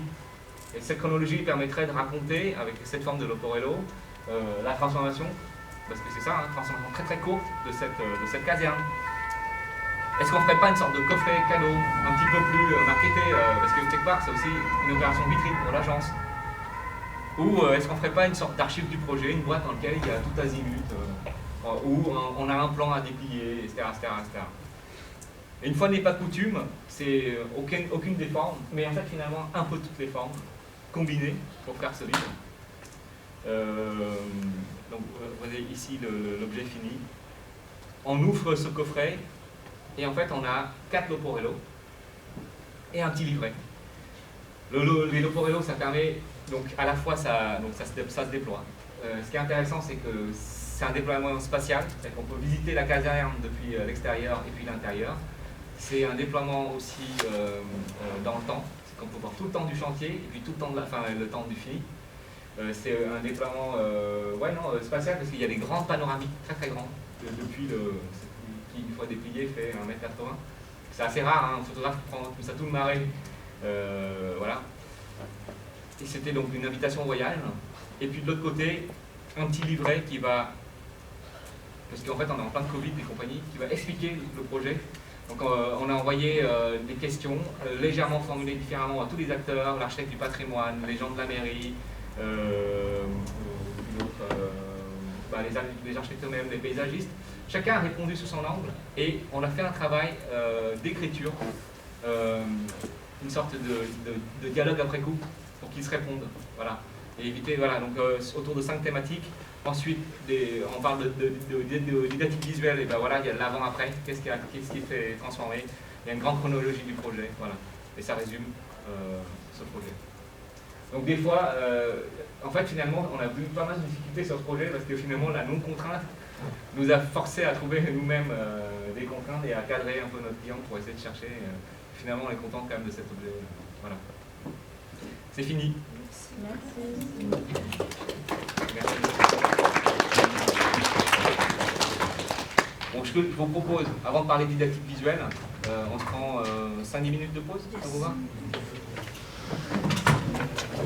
Je ne prétends pas faire un vrai cours, qu'est-ce que la didactique visuelle, c'est pas vraiment ça. j'avais simplement encore envie de partager avec vous, c'est voilà, toujours cette idée de connaître les recettes et montrer les sources d'influence et comment on trouve finalement une application assez complète à travers nos projets. Différents procédés de didactique visuelle. Voilà. Donc, je vais vous voilà. J'ai emprunté ce dessin à Laurence Madrel. Elle aime communiquer. Elle adorait ce dessin pour expliquer qu'est-ce que c'est que la communication visuelle. Vous voyez que quand... Enfin, moi, je suis un peu dans un cas comme ça Enfin, moi, j'ai des cris de bébé, quoi. Voilà, il faut que je déchiffre quelque chose avec ça. Et là, si vous n'avez pas de parole, donc ici, vous mimez une fleur. Dans votre tête, c'est extrêmement clair, mais c'est pas sûr dans la tête des gens de votre auditoire. Si vous additionnez à ça le langage, et que vous dites fleur, déjà, vous allez le faire comprendre par un plus grand nombre de personnes. Et faut-il encore parler le même langage? On là, on prend une fleur, mais on parle de choses, quand on fait la communication visuelle, l'identité visuelle, des fois, on oublie qu'on parle un langage qui est abstrait pour les gens. Et donc, il faut quand même se mettre à niveau, parfois, de votre client. Voilà, les termes techniques, etc., ça, c'est un cas, ça nous arrive tout le temps. On rencontre des architectes et ils commencent à nous dire des termes extrêmement compliqués. Et notre travail, simplement, c'est de dire, ok, on a compris, vous êtes des savants, on comprend bien, mais quelle est l'intention? Quel est le bénéfice pour l'usager? Donc la question du langage, la question du niveau de langage, c'est assez important, avant le visuel. Bon, maintenant, si vous aidez en plus de votre langage et d'un support visuel, vous avez encore davantage de chances d'être compris. Sachez aussi qu'en fait, une représentation, ça reste quand même quelque chose de culturel. Donc, ne soyez pas étonnés, il y aura toujours des gens qui ne comprendront pas, même si vous avez, fait votre travail avec la meilleure intention. Et certainement, vous avez bien fait votre travail, mais ça reste quand même codifié. Et donc, il faut bien comprendre comment ça marche. Et l'enjeu ultime, c'est que votre support, il continue à parler, même si vous n'êtes pas là. Et ça, c'est le plus dur. C'est réussir à créer de la communication visuelle autoportante, des signes suffisamment partagés, suffisamment clairs, suffisamment digérés pour que ça vous représente. Ça vous parle? Est-ce que ça, c'est de la didactique visuelle pour toi, Jean-Marc? Bon. Ça, c'est un préambule à ça. Et donc, quelques procédés, je ne sais pas si c'est le bon mot, mais voilà. Le fil d'Ariane, c'est de la didactique visuelle, hein. C'est comme une flèche, hein. C'est par là. C'est hyper simple, c'est le plus, je crois, un langage le plus simple possible, l'unité, voilà, très simple. Et en pensant à ça, on a fait une signalétique là récemment, parce que le Covid, ça change les modes de fonctionnement. Une signalétique qui dit, il y a 2 escaliers à l'école Camondo. Voilà. Il y a rouge, c'est pour monter, et vert, c'est pour descendre. Comme ça, vous ne vous croisez pas. C'est exactement le procédé du fil d'Ariane. Et simplement, il y a toute une armature, parce que c'est un bâtiment qui est desservi par des escaliers extérieurs. Et donc, assez naturellement, on s'est inscrit dans ces creux pour indiquer la bonne pratique aux étudiants. Alors, si vous prenez ça, et toujours ce fil d'Ariane, ici dans une brochure pour valoriser une opération, donc en fait c'est une cité industrielle, et simplement là on a stabiloté, il faut lire. C'est quelque part le même procédé. Donc vous imaginez votre présentation orale, projetée, vous pouvez très bien définir une charte graphique et amener un code visuel. Si vous mettez des éléments en rouge, en bleu, machin, faudrait, moi je pense, dans l'idéal, utiliser le même procédé pour dire ici c'est important, lisez ça. Voilà. Et ça va également vous forcer à charter un peu votre présentation. Donc là c'est le surligné qui met en avant les éléments importants à voir. Bon, on a vu la GTMC, hein, la pierre dressée, ça existe depuis la nuit des temps. Hein. La didactique visuelle, c'est aussi passer un message à l'autre. Donc là, Spartacus, sur sa croix, ça envoie un message, c'est visuel. Le menhir dressé, la bande romaine, c'est visuel. Donc ça a généré la GTMC, comme vous avez pu voir, mais également ce projet qu'on vient de finir, une énorme flèche qui dit ici, voilà l'entrée. Voilà. C'est un peu le même, c'est finalement le même procédé qu'on a utilisé. cette immense façade, on ne sait pas exactement par où on entre. Alors, la bande romaine. Quand même, beaucoup de choses ont été inventées pour montrer quand même, c'est pas forcément dans les meilleures intentions. Hein. Dans la jungle, si vous avez une tête de mort sur un pic, ça envoie un message assez clair. Il ne faut pas y aller. Et le même signe aujourd'hui, c'est dans les panneaux attention danger, c'est toujours le même signe. Donc il y a quand même quelque chose comme ça, une tradition visuelle qui se partage de manière assez globale. Bon, les Romains, ici vous voyez, c'est l'Italie, là, c'est la botte, la fameuse botte romaine. Vous voyez comment elle est déformée. Quand vous faites une cartographie, il ne faut pas croire que c'est le report de la réalité. Une cartographie, c'est déjà une représentation mentale de quelque chose. Ici, la carte de Pottinger que j'ai la chance de voir en vrai, parce que j'ai fait une exposition à Cluny, voyager au Moyen-Âge, et c'est une carte des voies romaines. Et pour montrer qu'on est puissant, qu'on s'est étalé, et ben on a fait une carte énorme, en déformant complètement la réalité des proportions. Parce que ça avait déjà cartographié à l'époque. Hein. Mais ici, voilà, c'est pour accentuer ça, la connexion des voies romaines. Ici, un plan de Massimo Vignelli, plan de New York. Vous imaginez bien que la ville, c'est pas aussi orthogonal. Mais en réalité, la fonction, c'est quand même que les gens lisent les connexions. On s'en fout que tracer soit au millimètre près. Cette représentation, déjà, elle est codifiée, c'est schématique. Donc ça, c'est intéressant de réfléchir au niveau de détail que vous allez mettre dans vos pièces graphiques. Qu'est-ce que j'ai besoin de faire passer comme message? Et trouver la bonne représentation pour ça. Donc ici, là, je vous mets un projet LM Communiqué. Parce que tout ça, je l'ai acquis aussi en faisant des projets. Jeffrey Fisher, donc pour raconter une opération qui s'appelle les Maisons Blanches ici. Quand on fait une carte, là on est à Mulhouse, si je mets une image de Google Maps, vous allez pleurer. Parce que le contexte n'était pas forcément hyper favorable. Mais si là, l'idée c'est quand même vendre une opération immobilière qui s'appelle les Maisons Blanches. Avec une cartographie comme ça permet de montrer quand même les qualités. Il y a un petit lac, il y a le Cher, il y a un centre commercial pas loin, donc c'est pas la zone. Voilà, vous voyez que la cartographie, elle a une fonction. Donc, selon le contexte de votre projet, de votre acteur territorial, ça sert à rien de mettre une pléthore d'éléments de légendage qui ne vont pas servir votre propos.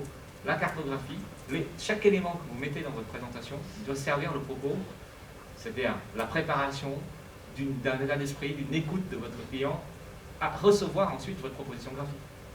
Vous me suivez? Donc tout est utile. Enfin, sachez que donc évidemment la cartographie, vous êtes dessus, c'est cette carte. Enfin, là c'était l'art de l'innovation. Donc cet ensemble d'entreprises dont le campus, la fonderie d'Images fait partie, et cette cartographie qui est même devenue un logo dans un de nos projets pour la ville de Paris. Voilà. Là, on va vraiment montrer la vitalité un peu de l'Est parisien. Ensuite, ici Jasper Morrison qui nous montre comment est fabriqué un abribus. Ça paraît bête, mais en décomposant, un abribus c'est un signe, un siège, une toiture, des murs. Un propos aussi complexe soit-il, dès lors que vous faites l'effort de décomposer ce propos, vous pouvez expliquer les choses. Et donc ça c'est un procédé qu'on oublie, mais quand vous faites une projection projetée, qu'est-ce qui vous empêche de décomposer votre propos? On a là, enfin souvent le réflexe c'est balancer une slide hyper chargée, mais en fait si les gens lisent, ils ne vous écoutent plus. Donc en réalité il faut leur ramener petit à petit le contenu et décomposer votre propos, c'est la meilleure façon de se faire écouter. Ça vous parle? Donc là par exemple, voilà une application, un dessin qu'on a fait. C'est que si on avait fait un dessin plein, avec plein de personnages, il y aurait plein de situations à déchiffrer. On a décomposé ce dessin, on a mis des focus. C'est un peu le même procédé. J'aurais pu utiliser ce dessin et le faire un petit film d'animation, ça aurait le même système, le même procédé. Bon, l'image mode d'emploi, c'est quand même assez pratique. Hein. Monter un meuble Ikea, je ne connais pas meilleure didactique visuelle que les modes d'emploi Ikea. Ils sont hyper efficaces. Là, avec le Covid, on nous bassine avec les gestes barrières, évidemment. Voilà. C'est la pure didactique visuelle. Donc, puis les avions, tous ces gestes. Voilà. Ça, c'est un super procédé quand même, de déconstruire et d'expliquer les étapes. Bon, il faut voir hein, si ça correspond à votre thématique, mais disons que c'est un procédé quand même. Qu'est-ce qu'on retient? Généralement des dessins assez simples, des instructions assez courtes, et aussi un mode coloré. C'est que l'action, elle est en rouge, là j'ai mis un truc en noir et blanc, mais l'action tirée sur le gilet, c'est en rouge, etc. Donc, encore une fois, ça permet de hiérarchiser. Donc sur le même procédé, moi là, ici, j'ai utilisé ce procédé pour raconter le fonctionnement d'un immeuble à énergie positive.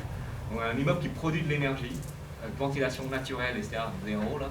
Donc la même chose représentée sous le même angle, et avec cette façon de mode d'emploi, ça me permet de montrer une globalité. Parce que souvent, on va décortiquer, on va montrer partiellement un élément du projet. Mais des fois, c'est intéressant en fait, de montrer la globalité, de voir comment les choses s'imbriquent. Et pour les faire venir, vaut mieux du coup, cette complexité, on arrive à la faire passer en décomposant les éléments à lire. Ok, ça vous parle? Encore un autre dessin. Ici, le fameux dessin qu'on a fait pour l'atelier Senzu, pour la maison des notaires. Parce que bon, c'est très beau les perspectives, mais ça ne dit pas l'usage.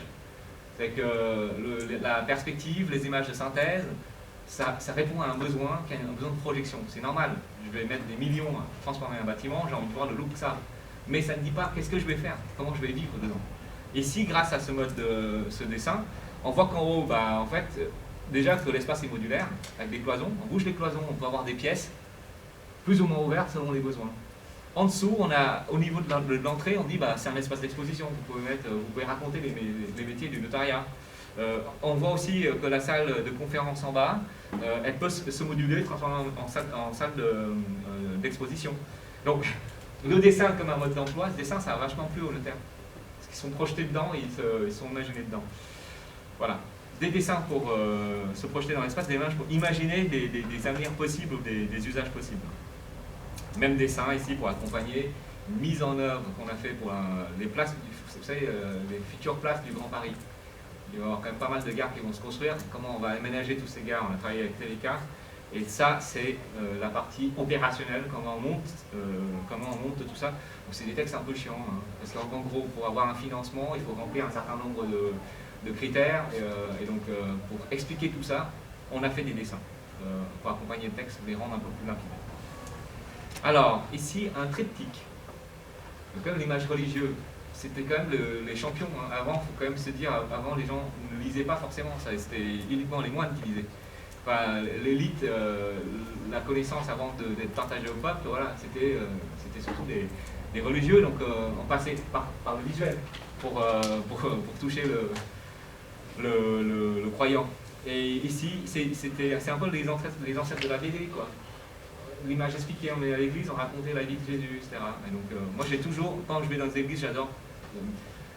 Vous imaginez pas, en fait, en réalité, l'inventivité de ces gens. Quand vous voyez un calvaire en 3D et que chaque pan est une partie de l'histoire, vous dites, mais c'est quand même génial, enfin, de réfléchir comme ça, spatialement. Bon, ça nous inspire. Quand on doit, là ici, on doit raconter aux gens de la caisse dans CPAM, allocation familiale, comment ils vont occuper leur bureau. On a fait une journée type, une journée avec, donc c'est le langage de la BD, c'est quand même quelque chose qui aide tout de suite les gens à se projeter, à imaginer, encore une fois, leur avenir. Bon, après, vous avez des procédés assez simples. Ici, c'est le point de vue, par exemple. On peut lire ce point de vue comme une extension ou comme quelque chose qui est rattaché. Il y a aussi l'endroit à l'envers, un autre livre là, ici d'Alex Macaulay, qui présente la ville par le dessous. C'est qu'un même sujet est présenté un peu avec un mode de représentation un peu différent. Je ne sais pas si je réfléchis comme ça. Parce qu'en fait, on pense au narratif, mais on ne pense pas forcément au mode de représentation, parce qu'on peut bousculer les gens dans leur représentation. Là, vous avez parlé d'abeilles, si vous mettez tous une abeille avec des ruches, ça ne va pas vraiment, ça va pas vraiment m'étonner, quoi. Donc voilà, c'est intéressant de se dire comment je peux représenter autrement les choses.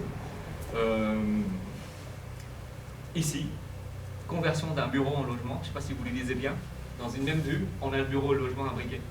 On a des gens qui dorment là derrière, et on voit que cet espace, il peut être complètement convertible en bureau. C'est la thématique du moment en fait, à la ville de Paris, quand il n'y a plus de foncier pour construire dans Paris, et qu'il y a plein de bureaux vacants. La question c'est comment convertir, voilà, comment nous on a traité ça. À la caserne des Minimes aussi, voilà, le point de vue mais aussi l'avant-après.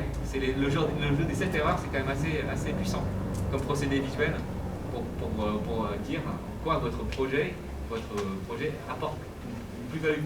Donc vous pouvez très bien dire, voilà, avant votre offre c'est ça, et après ça va être ça. Ce procédé-là, il est assez puissant parce que les gens ont un repère déjà, qui est leur standard. Et après, ça peut prendre des formes diverses et variées, mais voilà, ça marche assez bien. Charlton Heston. Bon, si vous connaissez pas Dragon Ball Z, donc c'est peu de chances que vous connaissez cet acteur américain. Ici, les 10 commandements. Les 10 commandements, ça donne des chiffres clés, c'est-à-dire que les infos qui sont importantes, on peut les sortir. Ça peut, et ici, c'est une plaquette qu'on a fait pour une petite entreprise qui s'appelle Loupi, qui fabrique des luminaires à Pantin, et qui avaient envie de démontrer que même s'ils sont à Pantin, petits, 90% étaient made in France à Pantin, et que malgré tout, ils génèrent 6 millions de chiffres d'affaires. Donc c'est la petite taille d'entreprise, ça ne figure pas de leur capacité de produire. Donc, voilà, typiquement, c'était une page assez puissante qui restructurait. Voilà, 10 commandements aussi à l'école Camondo. Pourquoi venir à l'école Camondo? Là, je crois que j'avais fait une plaquette comme ça pour eux. J'ai essayé d'argumenter voilà. Donc, du coup, il y a une lecture un peu picorée. Donc, c'est aussi une façon d'attirer l'attention de votre acteur territorial, de poser les focus. Voilà, je voulais montrer Power of Ten. Vous connaissez ce film de Charles Henry Himes. C'est quand même un film assez incroyable. Partez de l'univers, c'est Google Earth en fait, mais avant l'heure. Vous partez de l'univers, vous arrivez dans la cellule humaine. Donc, ce jeu d'imbrication d'échelle, c'est une façon de raconter. Donc, vous prenez ça, vous faites une extrapolation. Hein. Vous pouvez de dire, bah, je pars du très large et puis je viens dans le particulier. Votre acteur, vous pouvez voilà, prendre le territoire et puis revenir, procéder son offre jusqu'à arriver à son produit même, etc. Donc, c'est quand même un procédé ultra puissant. Tout le monde comprend ce jeu d'imbrication. Okay, après, vous pouvez faire cette imbrication avec une chronologie aussi. C'est pas forcément spatial. Voilà. Bon, je vous montre un film qu'Élise a réalisé. Pas le son, tant pis. Je ne vais pas tout vous montrer, mais c'est Power of Ten, enfin, inspiration Power of Ten. Donc c'est reconversion d'un palais de justice en maison pour seniors, hôtel particulier, etc. En plein cœur de Caen, à côté de l'abeille aux dames. Vous voyez tous les procédés que je vous parlais avant, une cartographie, à quoi ça sert. On va zoomer dans le bâtiment. Alors déjà, on remonte le temps. Ça, c'est une version accélérée parce que c'était un support pour l'oral, donc vous ne pouvez pas faire un film de 10 minutes, ça mériterait. On montre comment s'est construit les ailes, le bâtiment. Ensuite, on montre comment il va sa conversion. L'hôtel, enfin ce palais est tombé un peu en oubli, enfin il ne fonctionnait plus. Et là, le projet de reconversion. Alors, nouveau procédé, c'est le procédé comment dire, de Jasper Morrison, c'est un truc qui est complexe, on simplifie en l'éclatant. Hop. Et là, on comprend comment c'est spatialement, parce que si j'avais fait un truc avec tous les blocs ensemble, on ne comprendrait rien du tout. Donc là, ici, dans ce film, il y a, il y a pas mal de procédés dont je vous ai annoncé un peu plus tôt. À côté, on met une image qui permet de se projeter dans cet espace. Voilà. Hop.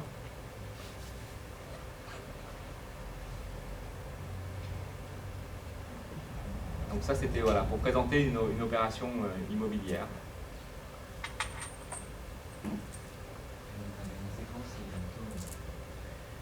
Voilà.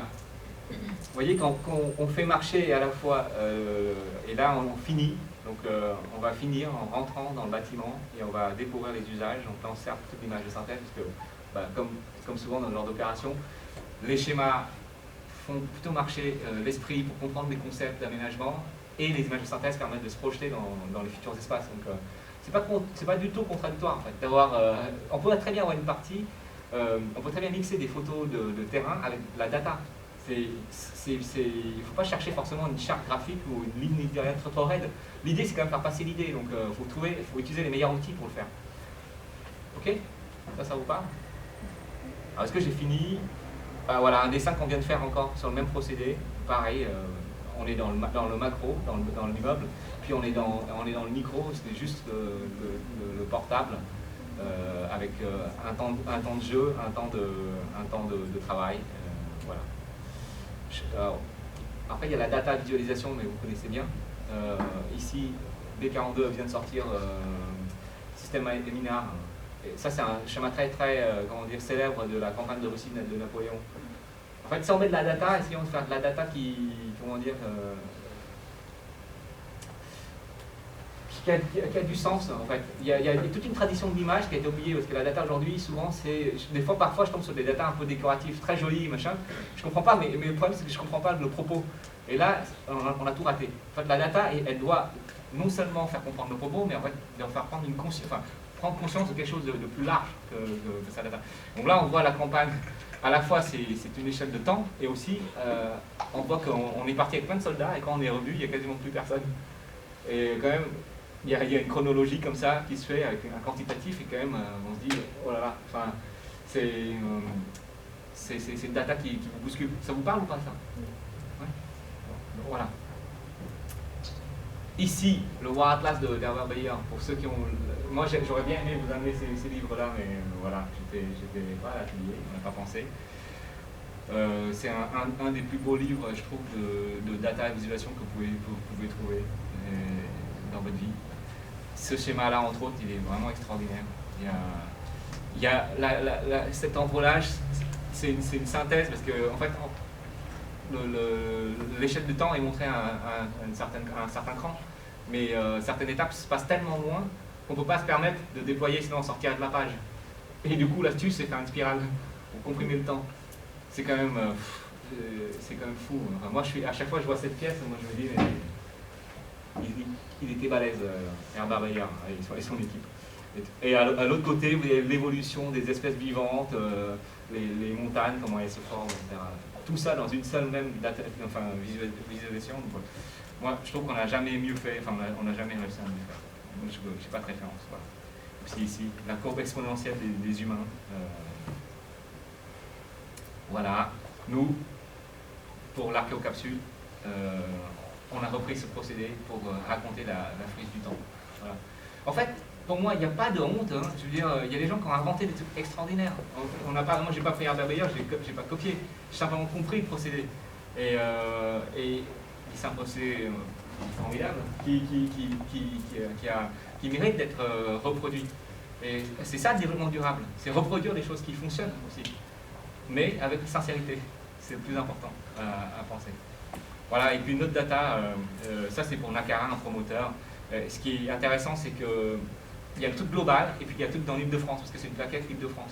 Donc plutôt que de faire deux schémas, on pourrait très bien réunir les deux, comme ça permet de voir le poids de l'Île-de-France dans le chiffre d'affaires global. Bon, c'est un exemple. Et enfin, je vous invite à aller voir Christophe Niemann. Donc si vous êtes, soit vous achetez son livre, soit vous allez sur Netflix, vous regardez Abstract sur Christophe Niemann. C'est juste un dieu de la didactique visuelle, et fait ça avec beaucoup d'humour. Avec 3 Legos, il vous raconte une histoire. Enfin, c'est qu'en réalité, vous, dans votre langage visuel, sortez des sentiers battus, hein, amusez-vous. Hein. Votre client, en réalité, quand vous faites une restitution à un client, ce qu'il faut éviter, c'est de dire des choses qu'il sait déjà. Il est là pour prendre, pour prendre des choses nouvelles et pour prendre votre lecture. Donc si vous amenez une lecture nouvelle de son activité, mais si en plus vous amenez un langage visuel qui n'a pas d'habitude, vous allez être beaucoup plus puissant en fait. Ça va? Je crois que c'est tout. Donc Christophe Niemann, vraiment, je suis un fan absolu et je vous invite à regarder ça sur Abstract. 40 minutes ça dure. Je vous en sortirez à mon avis beaucoup plus riche. Donc un petit... Là il reste une demi-heure. Avant d'attaquer l'après-midi, ce que je vous invite pour pas que tout ça se dissolve, parce que l'idée c'est que vous vous retrouvez par groupe de clients, enfin d'acteurs territorial, parce que c'est quand même plus facile en distanciel d'avoir un groupe qui parle du même sujet. Moi, ce que j'essaierai de, si je peux vendredi, venir voir ce travail fait, une fois que j'aurai récupéré du sommeil. Ce qui me ferait vraiment plaisir, c'est que s'il y a 5-6 personnes dans le même groupe, qu'à la fin, ça produit 6 projets différents. C'est pas parce qu'on a le même sujet, le même acteur, qu'on va forcément produire une même forme. C'est exactement pareil que la cuisine. Si tu donnes une carotte, tu peux faire 150 plats en fait. Et ça sera de la carotte. Voilà. Mais en réalité, c'est ça. Et là, l'idée, c'est de travailler avec les filles, essayer de, à partir de votre carnet de recherche, trouver quelque chose de spécifique. Partager la spécifique. Après, s'il y a 3-4 axes qui sortent territorial, qu'il y en a deux qui veulent travailler le même axe, c'est bon. C'est pas très grave. C'est qu'au-delà de ça, il y a une forme et une personnalité qui va faire des formes déjà différentes, même si le positionnement est le même. Mais quand même, l'idée, c'est quand même voir qu'il y a, sur un même sujet, on peut avoir un tas de positionnements, c'est l'exemple de Senzu, et que ce positionnement, en fait, il va complètement changer la géographie du projet, en fait. Ok? C'est un peu abstrait, mais vous allez faire du travail pratique, et ça va le faire. Donc, ce que là, je vous invite, c'est que peut-être regrouper par groupe. Il y a une demi-heure. Moi, ce que j'aimerais bien, c'est que tout ce qu'on s'est dit, que vous reteniez 5 idées qui vous semblent intéressantes. Et vous me faites une restitution par groupe.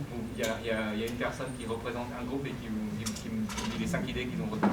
Ça va? Yes. Merci.